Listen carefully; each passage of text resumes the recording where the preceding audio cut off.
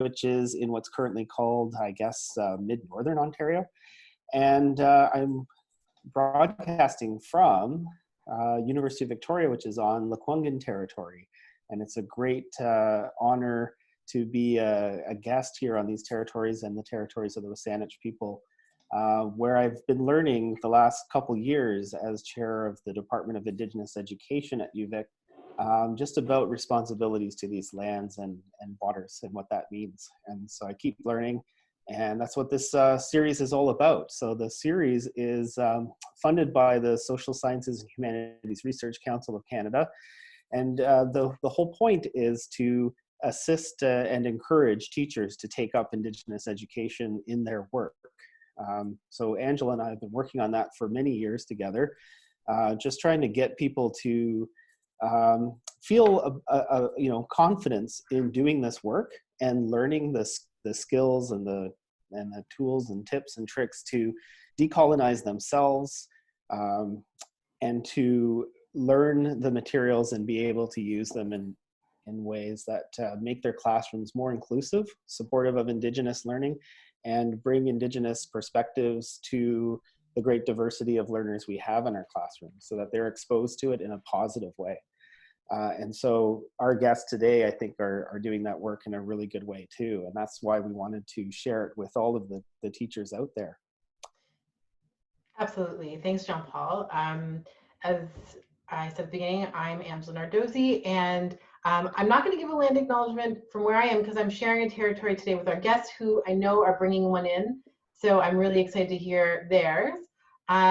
Before we bring our friends on, I just want to let you know, everyone, that there is a chat that you can access at the bottom of your screen, and people are already introducing themselves. Wonderful. I'm also going to be releasing some polls in a few moments. So tell us where you're from, tell us what you're teaching, and how you found us. Anyway, without any further ado, Doug Anderson, Rosa Na, Brenda Simon, come on in. They're going to be joining us, video links. Wonderful. Here we go. And yeah, Rosa, why don't you tell us about, unmute that mic and tell us about who you are and where you're all from. Hey, hi everyone. My name is Rosa and I'm the program coordinator from Natural Curiosity. We're here in Toronto, and we're actually all sitting in the same office. And I see that this poll is popping up and we're really curious to see who's joining us today. Yeah, and so should I begin to share my screen to begin with the land acknowledgement? Okay. Absolutely. And then we can have, after that, we'd love to hear about all three panelists today, but go ahead, let's do that land acknowledgement. So we really actually wanted to start by sharing the student's voice. We are inside of a school right now called the Dr. Eric Jackman Institute of Child Study Laboratory School, which is part of OISE at University of Toronto. And this was meant to be kind of like a living document. It was a gift that the grade 6 students who really took this learning on last year left to the school. And so it says the graduation ceremony here, but I'll just start by saying that this begins with a land acknowledgement because we will be using the land and need to respect this place where Indigenous people have lived and continue to live. We wrote this to share some of our learning and to teach others. We thought about who would be hearing it, and we didn't want to make it too complicated or too simple. We would like to thank the first peoples of this land and all of creation, including the animals, plants, land, water, air, rocks, trees, and all that exists on this beautiful earth. We honor the Indigenous people whose traditional territories include the land on which we gather today, the Petun, the Wendat, Mississaugas, the Anishinaabe, the Haudenosaunee, and other nations whose names we no longer remember because of the impact of colonialism. We want to honor the treaties that were made with the land and between the First Nations and the Crown. Treaties should be honored no matter what political party is in power. The story of Canada that most of us know is not the whole story. We have been learning from Indigenous sources about losing language and culture through residential schools, and also about ceremony, celebration, and strength of community. When we're thinking about doing something to the land, like dams or pipelines, we should ask Indigenous people first, because they lived in balance with nature for thousands of years. We have lost our relationship to the earth by doing things like polluting and taking too much. We need to ask ourselves, what is more important, what I get out of this or what happens to the land? We need to think 7 generations ahead. What we do today, how will that affect tomorrow? We invite you to do the same.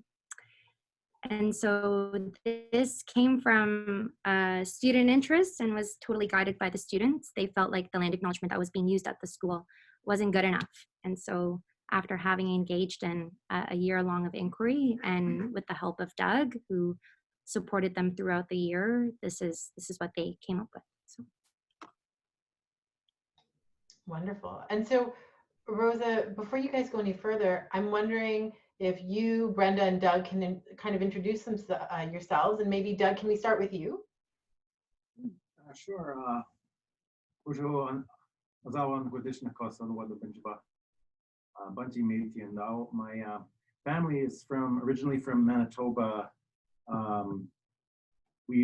My uncles sort of told me we called ourselves Bunji. It's basically Plains Ojibwe and Cree mixed with mostly people from Orkney, northern Scotland, and had their own kind of dialect of it's not the Michif you hear about with the French Métis. It was a totally different thing, which is no longer really in use. But they left that territory in the 50s, and I grew up in Southern Ontario and have mostly been in one way or another affiliated with Anishinaabeg in this part of Ontario. I've been in Toronto for about 35 years and have spent many years, decades now, working in different parts of the province and the country, and sometimes internationally, with a focus on Indigenous learning. And I'm a co-author. I'm the author of The Indigenous Lens on the 2nd edition of Natural Curiosity. For Thanks, Brenda. Doug. So my name is Brenda Simon. I am a guest and a settler on Turtle Island. My family came here from Eastern Europe post-war, so I am a daughter of Holocaust survivors, and I have been the interim program director here at Natural Curiosity for about 8 months, just keeping the seat warm for Haley and trying to do my bit to take the program to the next through its next phase. And again, I'm Rosa, and I'm also a guest on Turtle Island. My family comes from Korea. I actually came here when I was 8 years old. And so my Korean name is Kyungmin. And I actually recently, having worked for this program for about 2 years, began to tell people that. So I'm very grateful to be doing this work and to be supporting teachers and educators across Turtle Island with incorporating Indigenous perspectives into their practice. Thanks, everybody. Why don't we just jump right in? Tell us about the work you're doing with Natural Curiosity. Okay, so just wanted to set the context first. This is where we're at right now. It's the Institute of Child Study. There is the school that supports the 200 students that attend the school, but there's also a research facility for child study and development.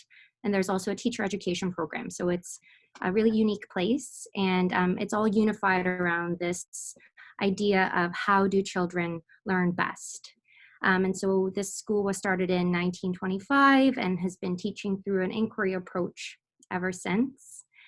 Yeah, and there's more information that we have about the school in the next slide and on the school's website.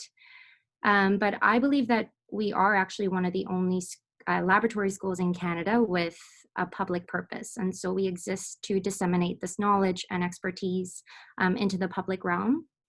And so in 2011, Natural Curiosity was started by the laboratory school to think of, we were approached by the Ministry of Education to support educators across Ontario with an inquiry approach to environmental education. So the little document at the top right corner, I don't know if people can see. Is it the next slide? No, it's yeah, so Acting Today, Shaping Tomorrow, that document called upon all Ontario educators to implement environmental education across the curriculum. And so there weren't enough supports for that at the time. So Natural Curiosity first edition was released to support educators in thinking about it. And the pedagogical framework at the time was 4 branches, and it's just laid out here. 1, inquiry-based learning, experiential learning, integrated learning, and stewardship. And then there were 11 educator stories that were written by the author Lorraine Chervato. And at that time, there was only 1 paragraph on 1 page that referenced a connection to Indigenous perspectives and cultures. And even then, Indigenous educators were reaching out and letting us know that there is a deep resonance to this way of thinking about going outside and learning about the world with Indigenous worldviews. And so I'm quoting Sam Conroy here, that Doug, if you want to. Sam was an elementary school teacher, an Anishinaabe elder, who was really touched by the first edition. Mm-hmm. That was like a personal conversation I had with her, actually, about the document. Mm-hmm. And so, some other Indigenous communities across Ontario that are really integral to this transition from the first to the second edition included the educators and children and elders from Johnny Theriault School in Arrowland First Nation, as well as 7 Generations Educational Institute in Fort Frances, which is a community about 4 hours northwest of Thunder Bay, and Rainy River District School Board. And so these relationships really pushed us to think about how we can revise the first edition. How can we make that link between Indigenous perspectives and environmental inquiry much stronger? And so we always include the slide and say, express our gratitude for those relationships. And in 2015, the Truth and Reconciliation Commission was quite active. They released their final report. And we also like to acknowledge this idea that reconciliation will never occur unless we're also reconciled with the earth. If you want to add anything. Yeah, so what I thought was most significant about this when I was invited to be a part of it was that it was a document that was reaching a lot of teachers and was not, well connected with a lot of priorities in diverse Indigenous communities and perspectives and cultural frameworks. But it wasn't articulated. And when the advisory group, which I think is on the next slide, sat down to sort of think about what it would mean to deepen this, the relationship of this environmental education resource with Indigenous perspectives, initially we were sort of sitting around and there was a kind of a natural kind of movement I felt towards sort of this indigenizing the document. And I struggled with it, having been brought in as someone who's been out in the field, but also who has worked in Indigenous education, because this indigenizing an environmental education resource, I think, Jean-Paul, you were there and you said, well, here's a paragraph here that we could rewrite, and someone else said, here's another paragraph. And I was sitting there going, if we indigenize this, which I've never liked that term, we would have just this enormous encyclopedia that would be nothing really that was helpfully related to the original document. And so what we decided fairly early on in the process to do was to actually ask, what is an Indigenous perspective do to inform the kinds of approaches that are being promoted through this resource? How does it kind of shift the focus? And so we decided to put a lens sort of beside each of the 4 branches to this document. And as this process proceeded, what we ended up doing was having a set of fairly well-articulated principles at a very high level. For those of you who are on the seminar or this webinar now, who may have read this, what you're dealing with is, I think, a very good articulation of these principles. And where we're at and what this seminar is about is asking how that actually gets realized on the ground. The teacher's stories at the end of the document provide a very good start. But I think the real value of this is in asking, how do these two, broadly speaking, these two very broad ways of thinking about the world sit beside each other in friendship? And that's probably one, if we want to talk about reconciliation, that's probably the best definition. I think Marie Sinclair has actually said it's about friendship. So yeah, I wanted to encourage teachers as we proceed through this evening's kind of brief introduction to this whole resource, to really feel invited into a relationship and to consider what it means to enter into this relationship where we're sort of sitting beside each other, really struggling with how we actually realize these principles on the ground together, and how that is done in ethical ways and in ways that are meaningful and in ways that aren't polarizing and so on. Yeah, and if we can go to the next, I think there's two sort of slides. What I'm hoping we can emphasize The next one. is in the TRC calls to action is this notion of intercultural understanding and mutual respect.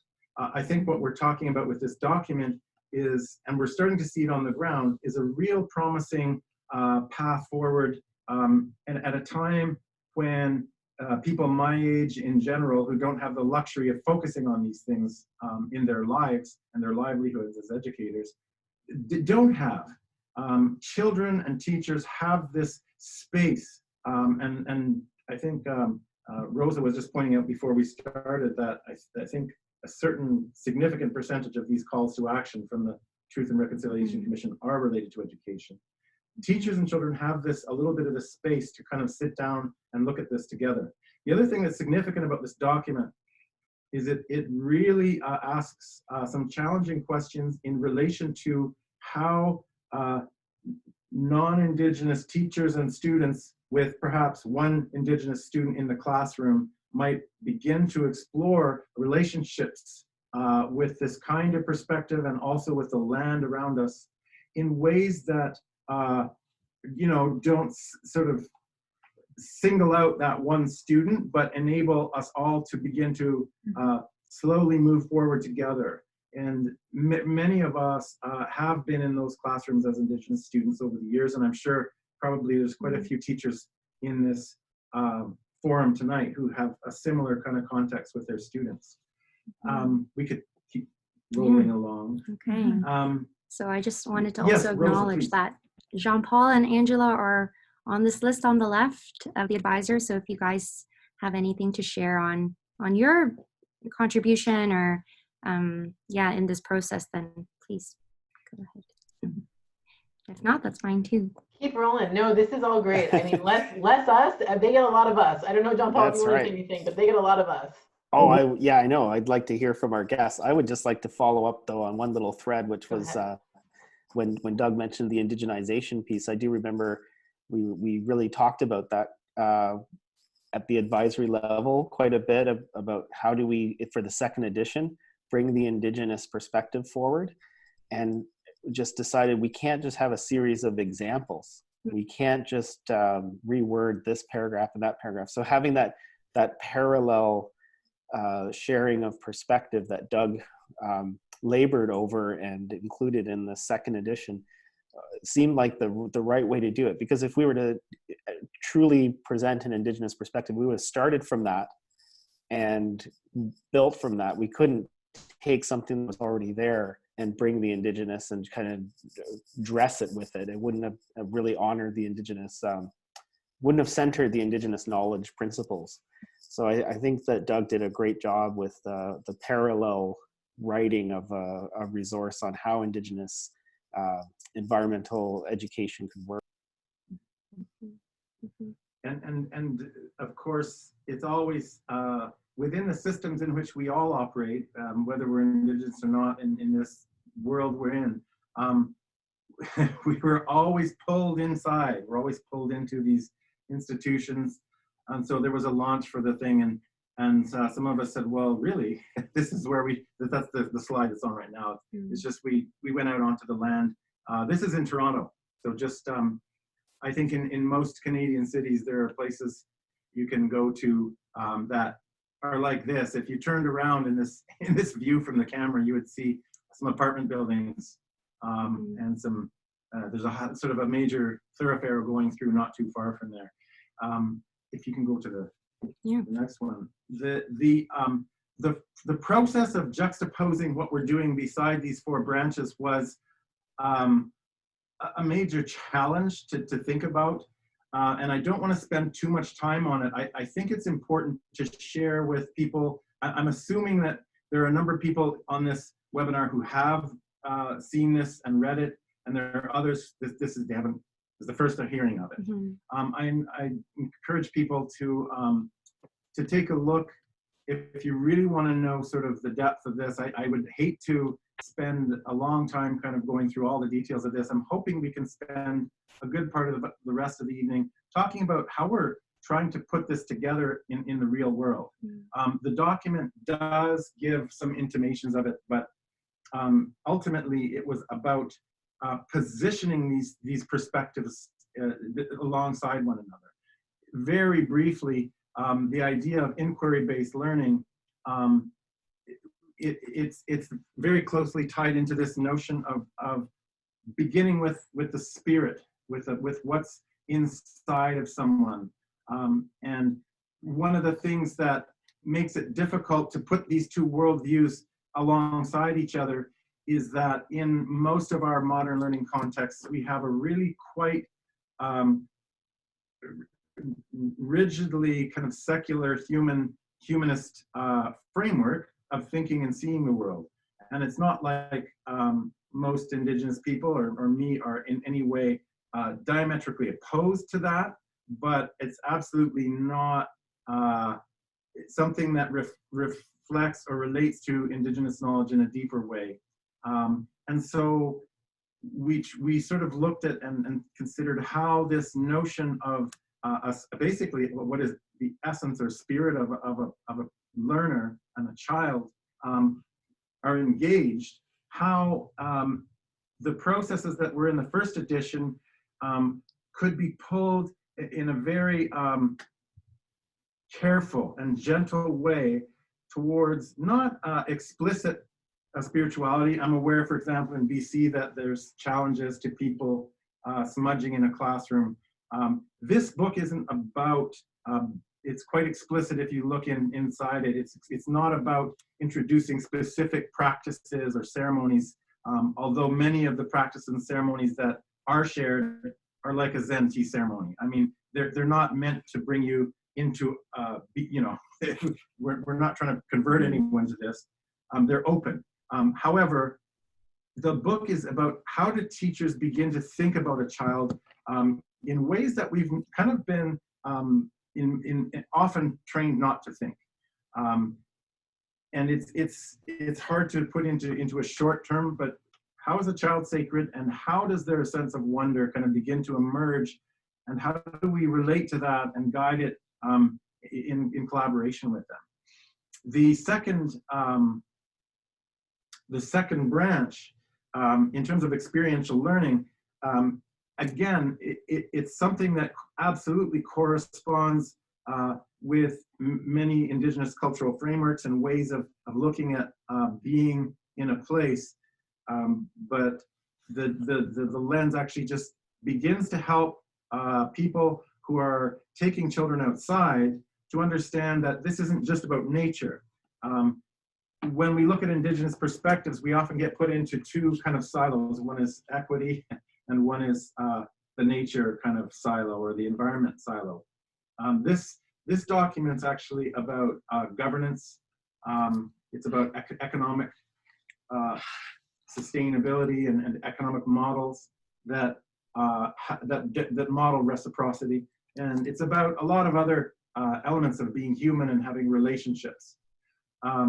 One of the things that had been essential in sort of looking at the third branch of integrated learning was understanding that if we rush from the big question to an exploration of it from many different perspectives, we end up with a lot of kind of, in a knowledge building process, we end up with a lot of information, but are we grounded in that information? Is it in our hearts? Do children and teachers have an opportunity to spend time and develop relationships with the learning, or are we rushing through kind of a massive amount of knowledge? In some of the knowledge building I've seen, and if I was a teacher in the classroom, I would be rushing through the same thing. So please, it's not a judgment, but in some of the knowledge building I've seen, I have seen learning and questions sort of splashed across a knowledge building exercise and then sort of sorted into categories and then assigned out.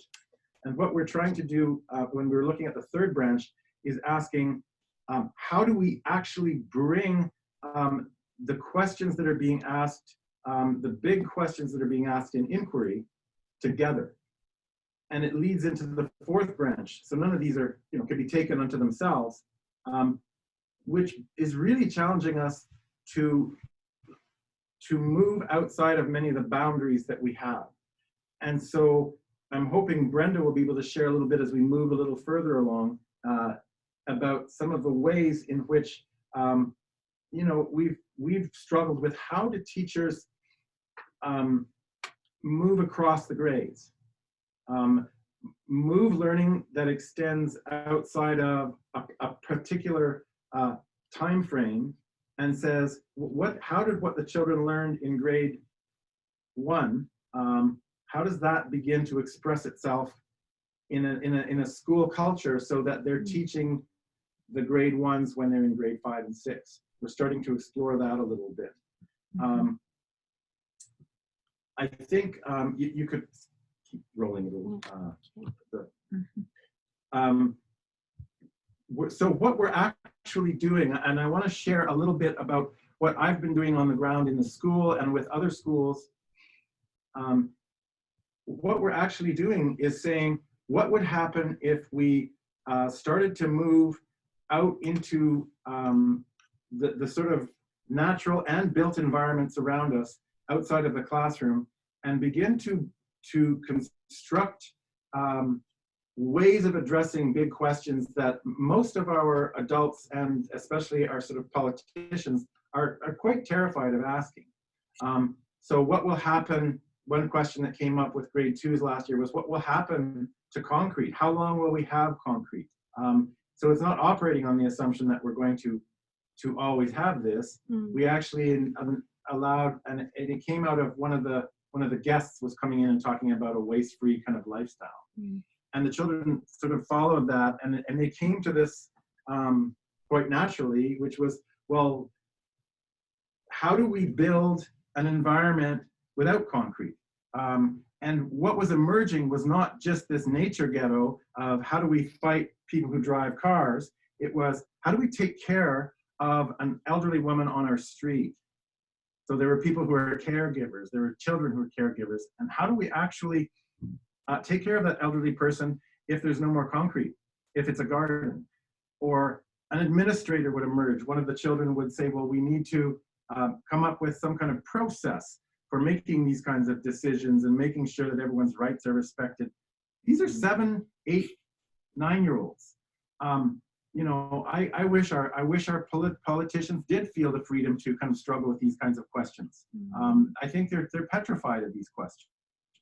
And so the whole purpose when we get to the fourth branch and what we're trying to sort of realize on the ground is what does it mean to prepare these children to move across the sort of natural and built environments around the school, but also thinking ahead 20, 30, 40, 100 years. What does it mean for them to begin to answer these big long-term questions and construct their knowledge around that? What kind of knowledge of any learning stream conceivable, scientific, this is STEM as well, needs to be applied in healing the land from sort of unsustainable agricultural practices, for example. How long, how many centuries or decades, hopefully it's just decades, does it take and what are sort of all the sort of things reaching into that for us to be able to walk to a river or a lake that we currently can't even swim in and drink from it. So I want to pause there and just give room for my colleagues to step in with thoughts. But the idea that I want to share, that we only have a limited amount of time to share, is that this isn't obviously going to happen instantaneously in most of our contexts, but we can take small steps. And just yesterday we were out in the neighborhood speaking and meeting with people in the neighborhood who have a relationship with the trees in the neighborhood. And there's a teacher, the grade 2 teacher, went to a Canadian Tire in Toronto and realized that if you want to buy taps for maple in the city of Toronto at a Canadian Tire, you just can't. So he's put it together for himself. And so we're going to tap, and then we went into the schoolyard in this urban school and realized we only have a Norway maple. So they're tapping a Norway maple tomorrow.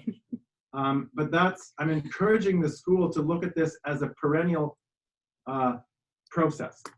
The children in grade 1 did an inquiry into where their food comes from and quickly realized most of it comes from the other side of the world, and somehow arrived at a decision to grow their own popcorn because they love popcorn. So we're growing popcorn, we're seeding popcorn in the spring. That popcorn will be cared for somehow and grown, and we'll probably get one cob if we're lucky. But they're going to come back in grade 3 and they're going to pop that one little bowl of popcorn.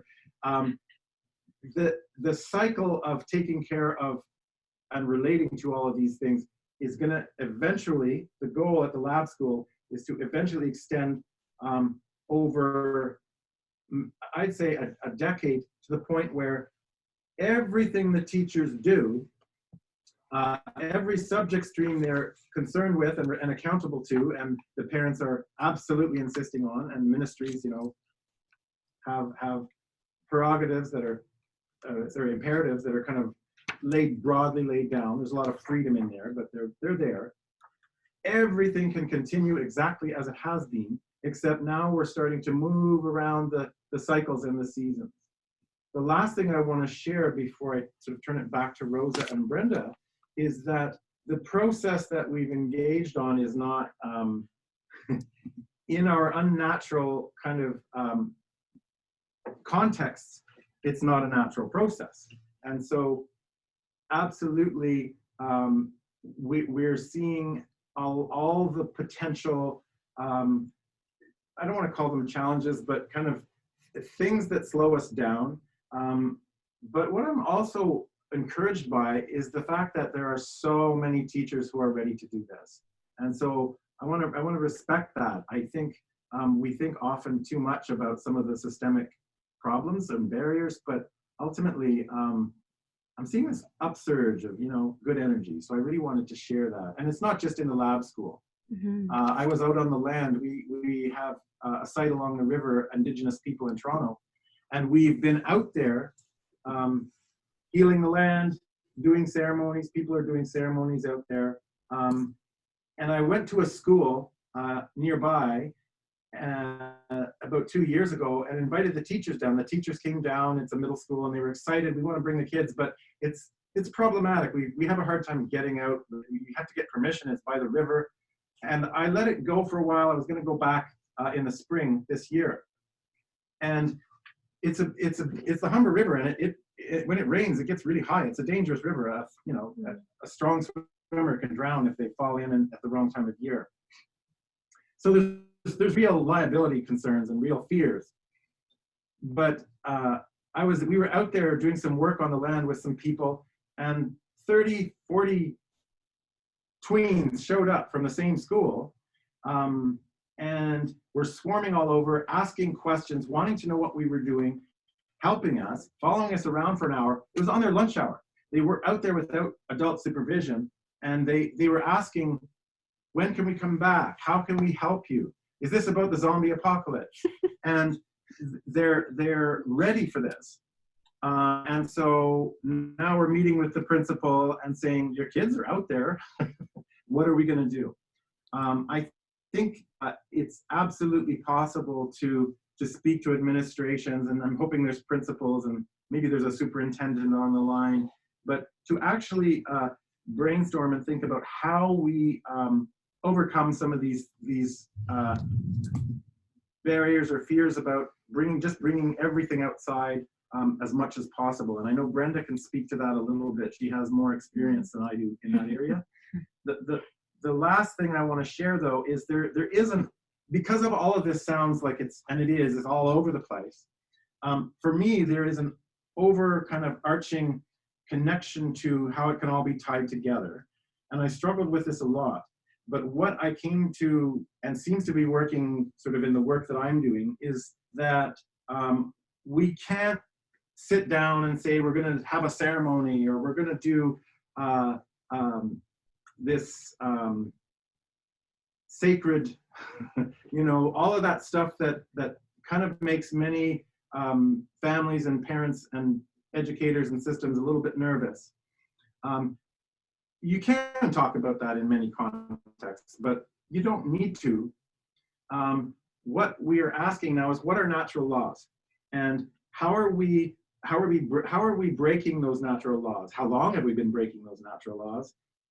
And so it's science, and it's logic. It's everything that our contemporary school systems are geared to kind of address. And we can safely, I think, sit down and explore that. And I absolutely can't go into the details of what are all these natural laws today, but it's a whole other webinar. But it's really encouraging to see how teachers are able to wrap themselves around it. The grade 2s did this wonderful project, and they were all just all over the place. They had a giant tree that's, I don't know, 10 feet long, and they were putting things onto it, and strings and ribbons and pictures, basically showing how everything is related to this tree. So this natural law that everything is related, it was totally part of what they were doing, and they began to see how this would change. When it comes to appealing to a child's sense of wonder, it's not necessary to sort of say, well, we're going to do a smudge, or we're going to do yoga, we're going to misappropriate this or that, spiritual tradition that we barely understand. I've been able to sort of sit down and say, can we close our eyes and see? Yeah. Oh, we're in a webinar. No, it's not. We're just, it's the cleaning crew in the school. The last thing I want to say is that we don't need to talk about sort of these, and I include myself in this to a certain degree. I've been in a lot of ceremonies, but I'd say I'm dimly understanding them in my advancing years. I'm starting to appreciate them better. So I'm not this, going out there, and sometimes we do a smudge in certain contexts, but it's really about encouraging the children to listen. So the last story I want to share, there's so many of them, but there were some grade 1s, and I said to them outside, we've been planting a lot of plants, and I said, I want you to your homework is to when you come to school every day, just close your eyes and listen for 10 seconds before you go inside, or 15 seconds, and see what you hear. And over the years that you're here, I want to see if you're hearing new things, because of all the medicine we're planting. And then there was a Maori educator who told me, oh, you can also, what we do is we tell the children to hear 5 things, see 4 things, smell 3 things, and so on. And I shared that with them and forgot all about it, because in my life, I rush around and I forget to do these things. And in the class, like, I don't know, 6 months later, we were sitting there, and this one kid who is sort of way off kind of the, he's a very interesting character. He's always quiet, and you can barely hear him. I asked him, oh, did you remember what your homework was? And I'd forgotten about this Maori teaching, and I hadn't been doing it. Most of the kids, he went and started reciting, and he's been doing it every day.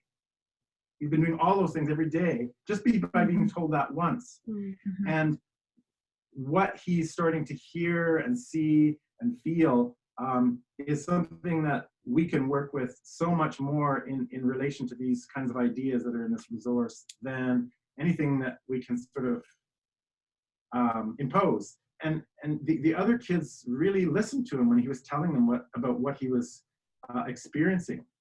And the funny thing is he's not the leader. He's like the quiet one, right? So it was all very exciting. I could go on and on, but I want to turn it back to Rosa and Brenda, because they are exploring how we sort of unfold and unpack this in another school region, which isn't a lab school. Yeah. So just before we I just wanted to acknowledge the slide. So Doug gave some amazing examples from this school and in some surrounding schools, but in the second half of Natural Curiosity are 15 stories from Peel District, Ottawa, Carleton, so really all across Ontario in many different public schools, and also a federally funded First Nation school, demonstrating how different entry points for this kind of pedagogy is possible for different educators with different students, different points in their career and comfort level with going outside, and different interests. And so we've often heard that that educators feel like this is kind of the best part of the resource, although the theory is pretty amazing too. So please check that out. It's a range from K to 6. So yeah. Okay, what's our next slide? Okay. If you don't mind, Doug, I just want to summarize a few of the big points that I took out of what you said. I think one big piece is that I heard is that natural law is really beckoning children out onto the land. That is what you experienced with those middle school children coming out to the Humber, and I think it's true for many children. And I think our job and what Natural Curiosity is trying to do is help teachers figure out how to get out of the way and facilitate that rather than restrict and control it through a classical sort of teacher stance of we have to have curriculum, we have to have a reason to be outside. I think you also showed us in your stories that children, even very small children, can grapple with big questions, very big questions, and they are presenting those questions. We see that with all of the climate action activities that young people are taking on and want to take on, and the line between going out to play and going out to restore the land and really work with the land and be with the land is actually very thin. It's something that we want to promote and we want to facilitate. So the lab school has a mandate to serve the public education system. There's lots of, I'm going to let Doug speak to this picture because he's in it, he knows it better than I do.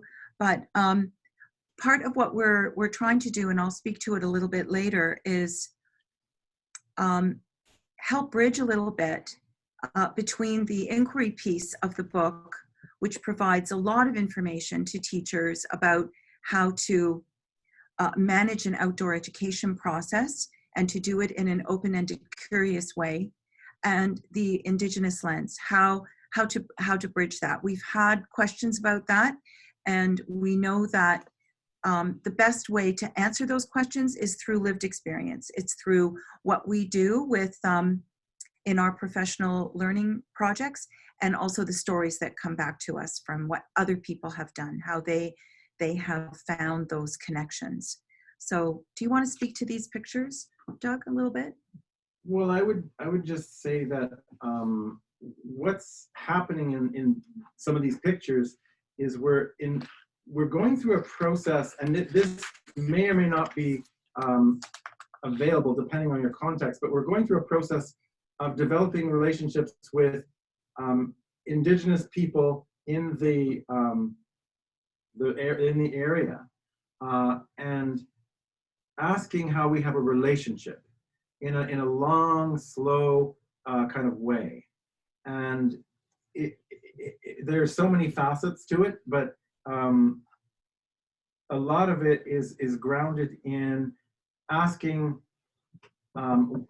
what people's relationship to this place is, who are sort of those nations, the kinds of things that all Canadians in a given locale should be aware of. Not all are, of course. And from there, meeting with those people in the context that kind of serve us mutually. In the case of the sites that are sort of on the screen, coming and going, there's about 50 acres of land along a river in the west end of Toronto where many Indigenous people live in that neighborhood. And people have been fishing along there, and there are women who've been doing, ceremonies there. But there's also a lot of horribly disturbed land. And so they're planting medicine, and children are coming and going.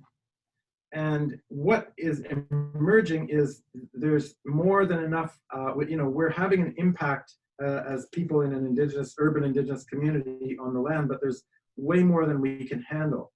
And so now we're very slowly and very carefully unfolding a question which basically asks how different schools and different, possibly even families, depending how those families are brought in through schools, have relationships with specific pieces of this stretch.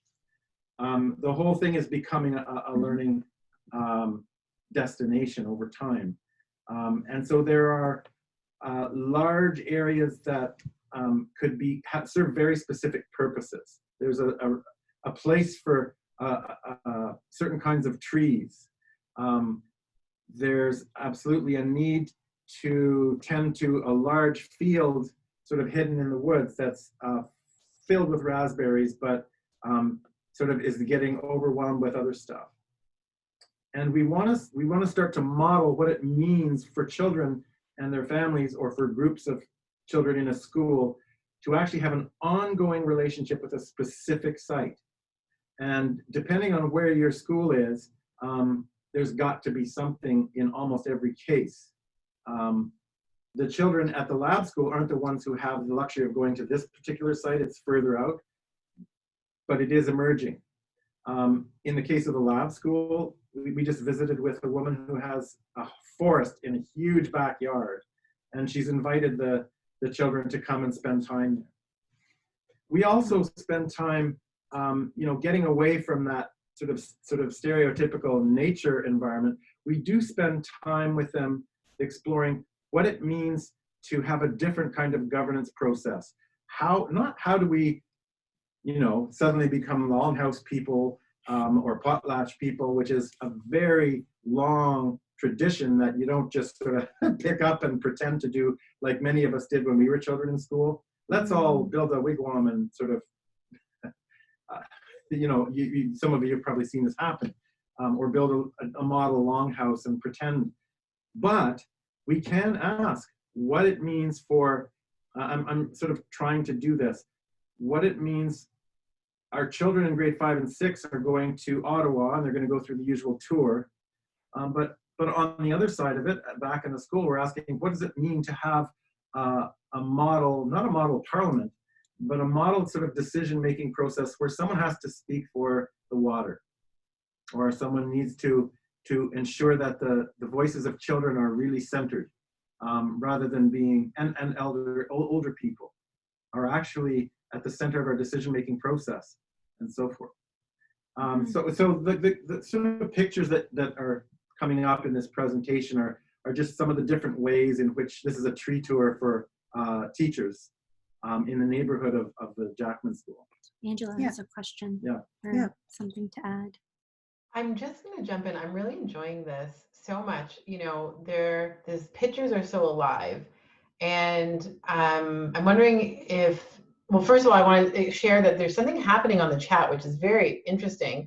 An idea came out of, people are wondering if there's any opportunities that you all at Natural Curiosity provide to sort of touch base with teachers on even a weekly or bi-weekly or even monthly something to support one another. Quite actually, like, not to put you on the spot, I guess the question is, does that exist? Because quite a few people are sort of like loving that idea to join a group to dig deeper, is the quote. Oh, I love this question. I love this question because we're currently working on a model for professional learning.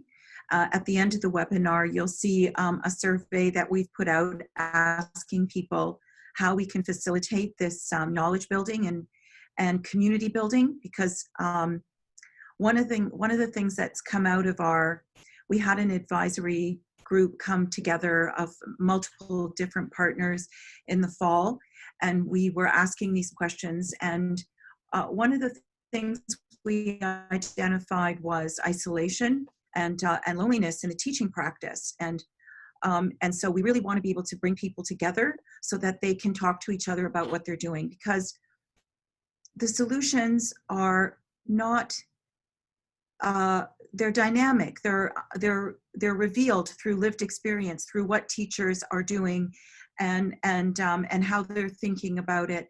And when something goes really well, it's really important to share that. And when something doesn't quite work, it's important to ask questions and share with colleagues on that as well. So we are very interested in creating some form of community for teachers. And we've actually been grappling with the idea of whether it needs to be face-to-face groups, whether people need to meet in person and have those personal relationships, or whether it can be something that we construct online for smaller groups, and it would be facilitated by someone who's very familiar with the book and the way that this office is starting to think about these things. So please go to the survey and let us know your preferences. That's at the end of this slideshow. But we feel it is very important because your stories will become part of the next phase of Natural Curiosity. Just to speak a little bit to this picture. So these are our MA students that are coming through the school. They're teachers in training.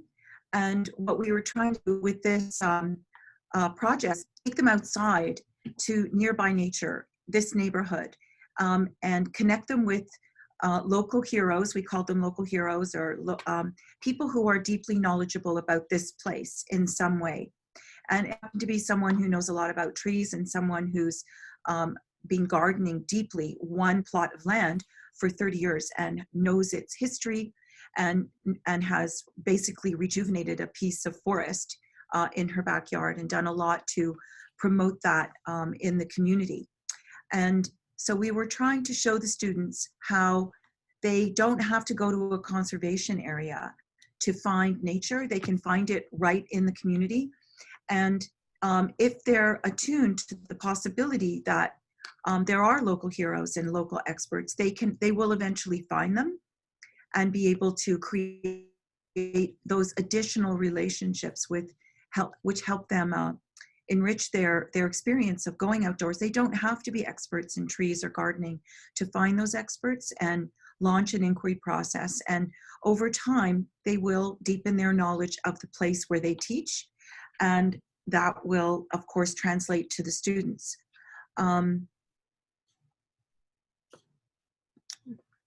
So just to speak to this picture, I actually want to get some of the comments that we got from those student teachers after we took them outside. This picture, if you're looking at it, I thought the kids' legs were part of the tree. But yeah, they're playing. Getting right in there. Inside the tree branches.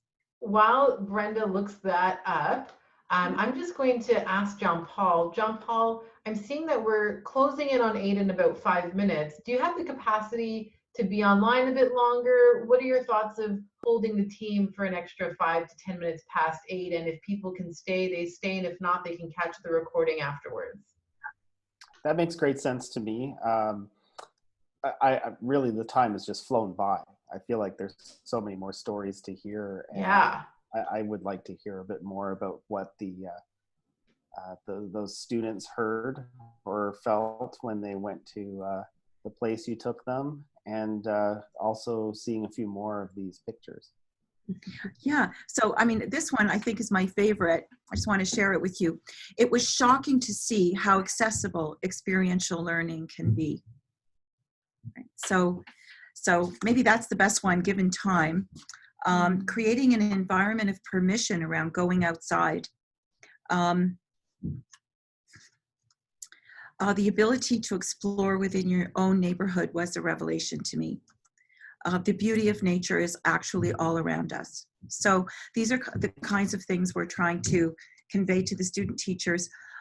This is a beautiful piece of writing that I think is Doug's. Mm-hmm. Yeah, about children's innate sense of place and ability to enter into place. But the piece that's missing from this photograph is actually that somewhere, not too far away, is a facilitating adult. And, you know, in the case of schools, it's a teacher that is making this possible. And so in our professional development going forward, we really want to support teachers in figuring out how to be that facilitating adult for that connection. So do you want to go to the next slide? So this brings us to the question of risk. So in my previous life for 10 years, I was working exclusively on the area of play, only play, getting children outside to play. And it appears that there are so many obstacles to this, what would seem to be like a fundamental natural law of childhood, which is that children need to play. So the absence of play or restrictions around play is really a one very fundamental and all too common violation of natural law. And there's been some work done on this to start to break down this hyper-vigilant attitude towards risk, which has evolved in the last few years. And, well, probably the last 20 years. And so our young teachers that are coming through teacher education, they're very aware of this risk-averse environment. And so, and even teachers that have been in the field for a while, and the institutions. So these are a couple of websites that have developed risk assessment tools in the last few years that are specifically addressed towards promoting risky play, promoting the idea that risky play is not a bad thing. It's any kind of play will involve a certain amount of risk because children are discovering the world, they're stretching their boundaries, and in fact, risk is not something we can factor out of life. So in order to get out of the way, as it were, and allow children to find their sense of place and their connection with nature and with natural law, we have to address this risk aversion. And these are some tools to help us do that. There's also, we should go to the next one.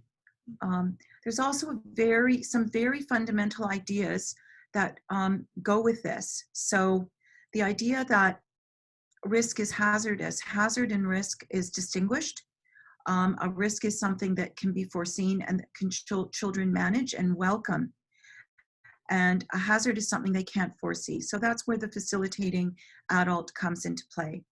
And also looking at the benefits of activities and the risks of not allowing children to engage in these activities. So when we took the student teachers out into the neighborhood, we asked them if they could imagine taking children out into the neighborhood.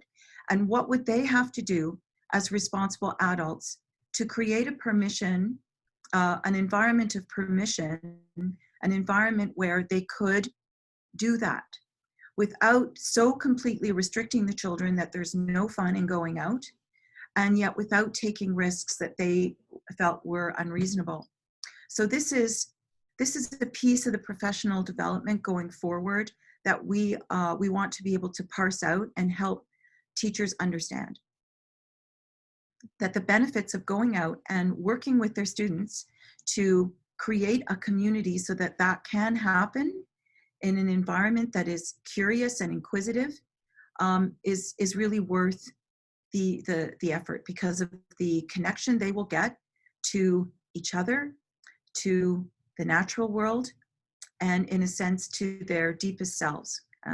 Just going back to the example that Doug had of the child who was taking himself through this sensory exercise every day and was getting something, a very deep connection, a deep spiritual connection to himself and the world by doing that.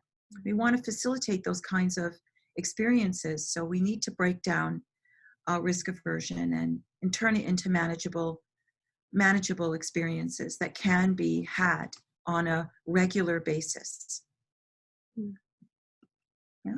Yeah, I just quickly would share that in the world of risk aversion, the grade 5 class here, a kid just broke both, it's horrible, he broke both of his arms playing basketball in the school gym. So, you can't,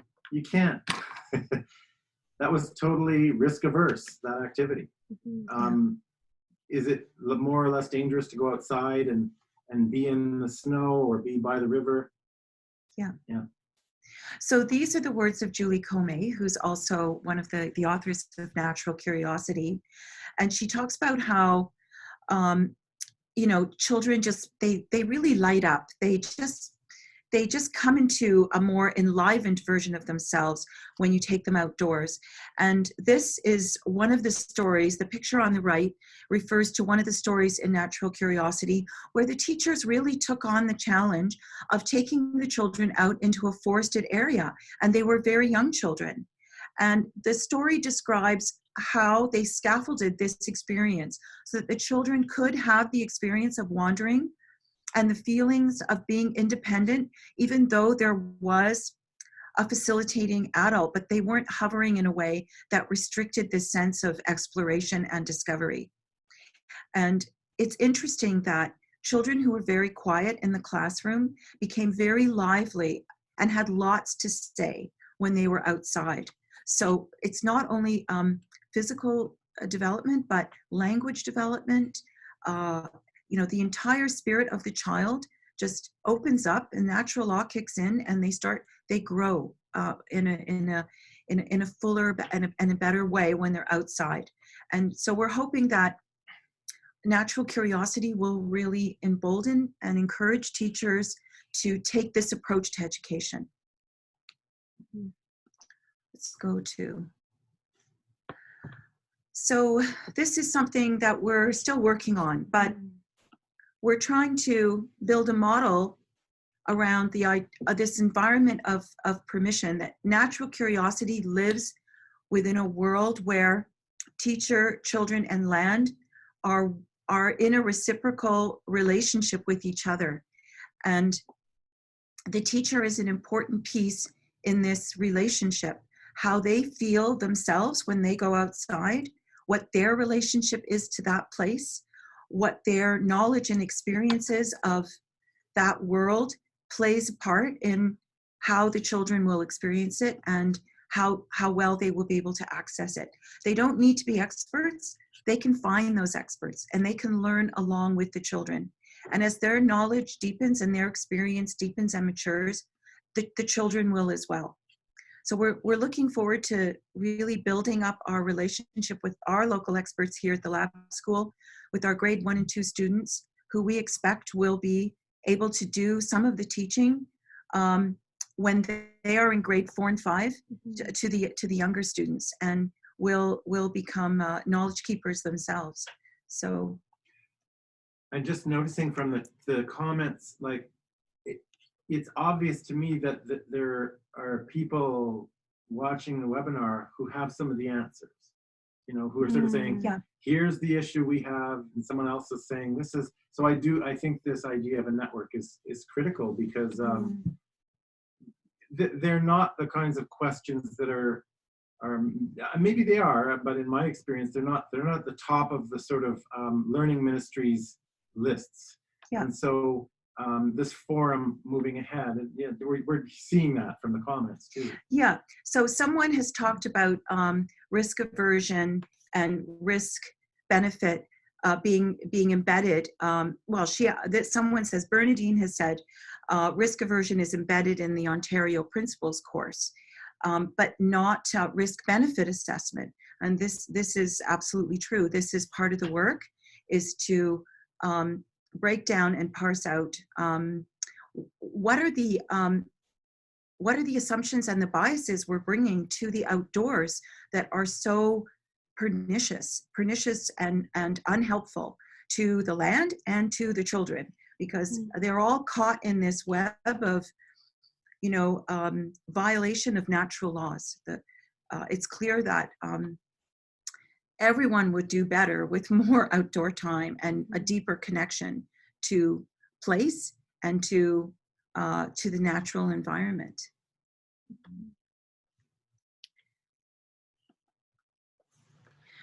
Do you want to talk about this? Yeah. So I wonder if anybody's tuning in from York Region. There has been, oh my goodness, there's like a whole Markham crew. Okay. Oh yeah, okay. Where I'm from, I was like, what happened? Do I have fans? No, it's all of you guys. Great. Yeah, I just wanted to acknowledge a group of 30 educators who voluntarily signed up. We've had a beautiful partnership with York Region and their outdoor education consultant, 3 of their Indigenous education consultants, as well as their early years consultant. So, and 2 of us from Natural Curiosity. It began with Haley and myself last year, and we committed to this sort of longer term cycle of professional learning. So aligning with more of the natural cycles, how can we meet with the same group of people throughout the year and really grow that community, like what people are saying, I think, and have these conversations, because some of the answers are with the people who are here. And so I just wanted to acknowledge that, and that's hopefully the kind of model that we wish to be engaging in moving forward. We've had a lot of, we've had the year of Natural Curiosity book tour and going around Turtle Island, letting people know that this exists. But we are totally aware that at the end of, the story, we want to have not just a resource to sell and promote, but a real story to tell. And so that story includes these relationships and trying things out with educators in our place. And so York Region is a part of that story for us. Mm-hmm. Just quickly get through some of these other. Yeah, and I just wanted to give like some concrete resources that you can follow up on this webinar with. Somebody mentioned our social media, where we're constantly trying to promote messages that mean something rather than just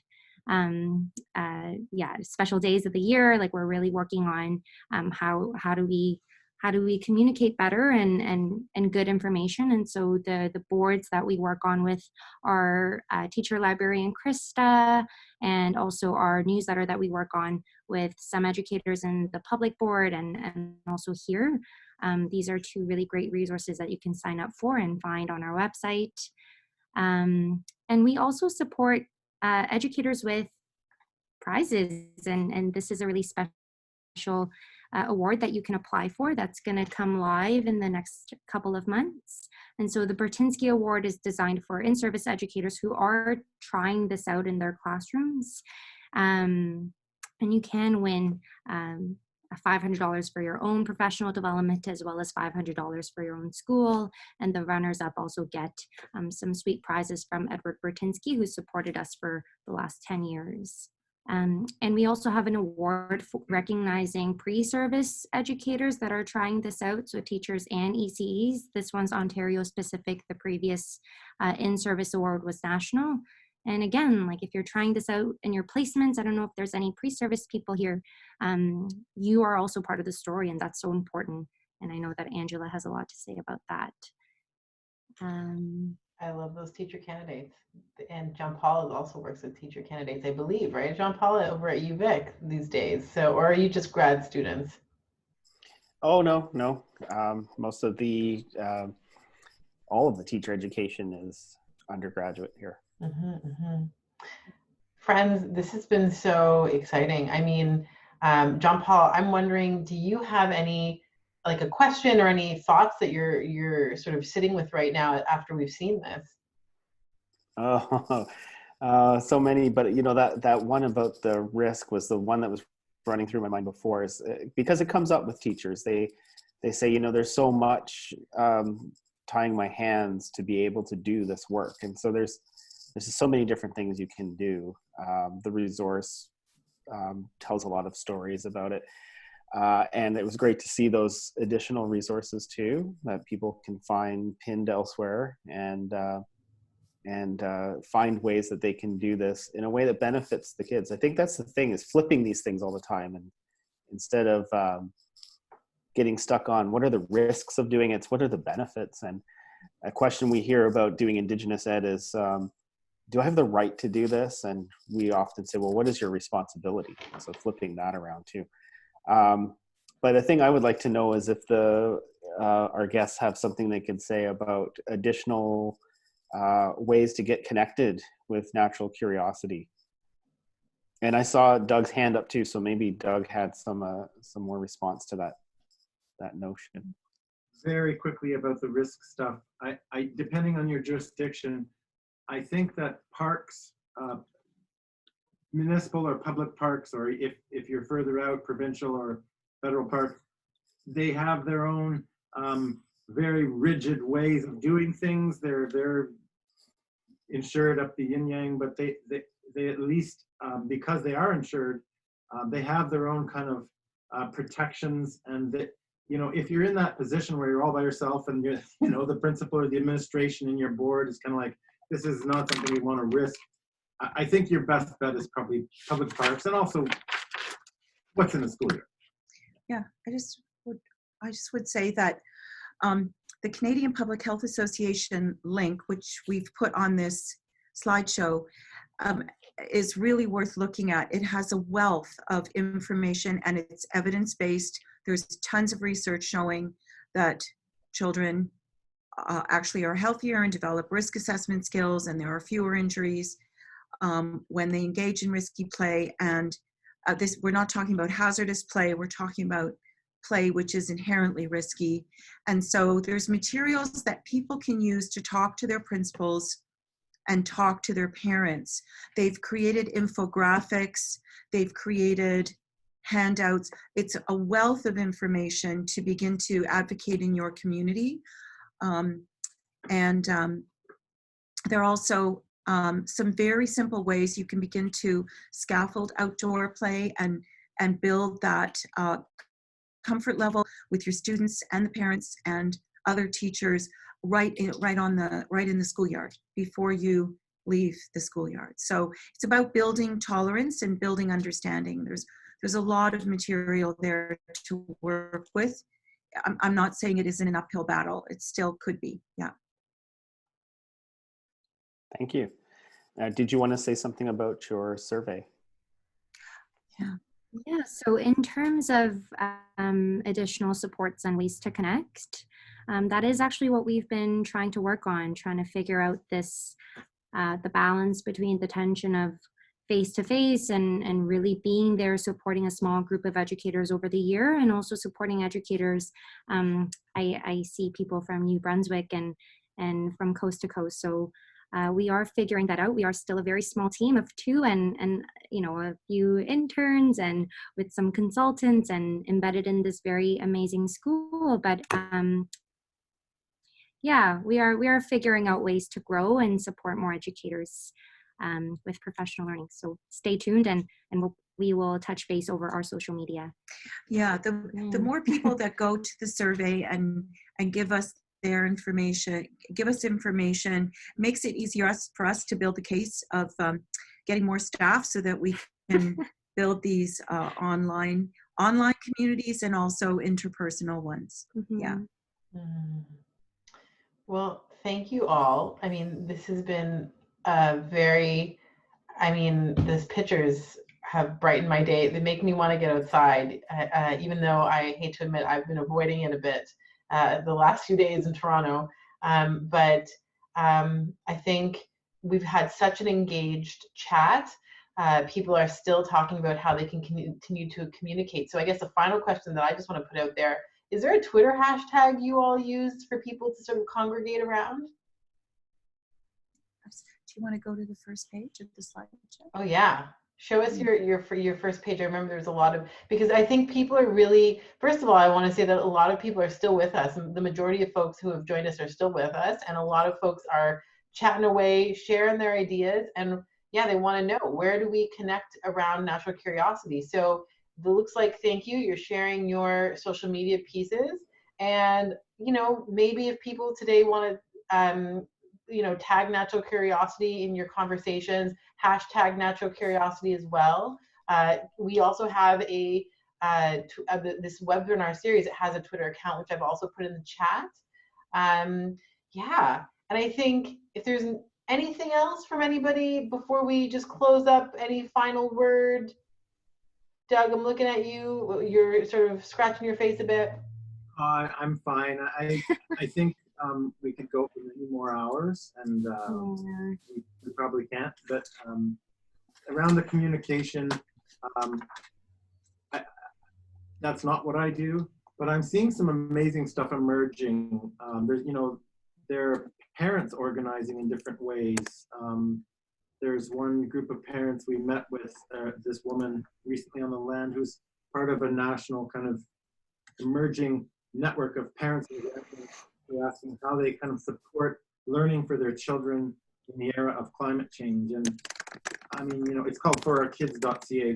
It's relatively new, so I don't know how far along it is. But I just encourage teachers to watch what's coming and yes, talk to the natural curiosity, include them in the conversation, and I see them on quite a regular basis. So I hope that they continue. Yeah. Well, thank you, everybody. A big, as you've written, Chi-miigwech to everyone for coming today, for our wonderful presenters. John Paul, it's great to see you literally across the provinces.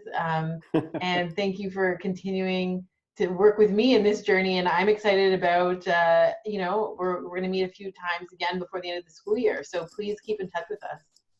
Absolutely. I want to thank our guests today for the work that you do and for making time to be part of this webinar series. I really appreciate it. And I think there's so much more we could learn. I'm glad you were able to just give us a little slice of why this approach is so valuable for the youth and for everyone learning in this way. So a Chi-miigwech to you. All right, everyone. I hope you have a great evening. The webinar recording will be available in a few days, so watch your inboxes. And with that, we'll sign off. Good night. Good night.